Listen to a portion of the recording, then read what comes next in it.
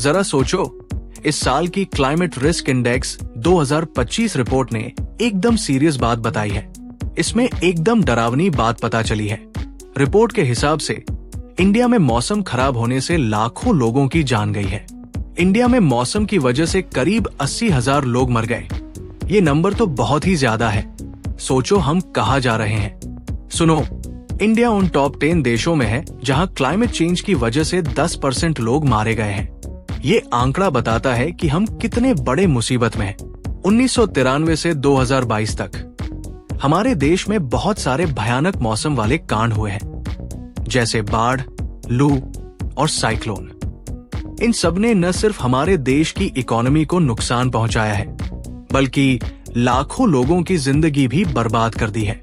बाढ़, लू और साइक्लोन, ये कुदरती आफतें हमारे देश को बार बार हिला देती हैं और हमें सोचना पड़ता है कि हम कैसे बचें। इन सब से न सिर्फ 180 बिलियन डॉलर्स का नुकसान हुआ है, बल्कि कई परिवार बर्बाद हो गए हैं। ये पैसों का नुकसान हमारे देश को पीछे धकेल रहा है, बल्कि कई परिवार बर्बाद हो गए हैं। इन आफतों ने लाखों लोगों को बेघर कर दिया है। उन्हें अपनी जिंदगी फिर से शुरू करनी पड़ रही है। जर्मन वॉच की रिपोर्ट कहती है कि दुनिया भर में ऐसे खतरनाक मौसम की वजह से लगभग 800,000 मौतें हुई है।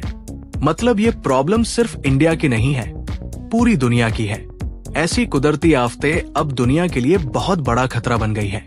ये खतरा न सिर्फ हमारे एनवायरनमेंट को बिगाड़ रहा है, बल्कि हमारी सोशल और इकोनॉमिक सिक्योरिटी को भी खतरे में डाल रहा है। ये मुसीबत सिर्फ जानों को ही नहीं ले रही, बल्कि पूरे समाज को हिला रही है।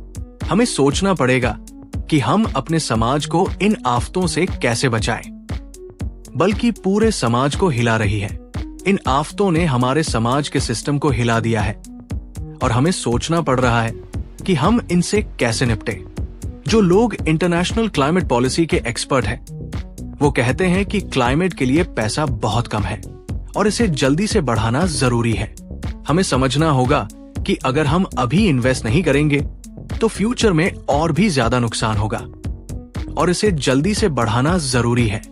हमें ये देखना होगा कि हमारे पास रिसोर्सेज हों ताकि हम इन आफतों से लड़ सकें और अपने समाज को सेफ रख सकें। हमें आज ही कुछ करना होगा, वरना आगे चलकर और भी ज्यादा नुकसान होगा।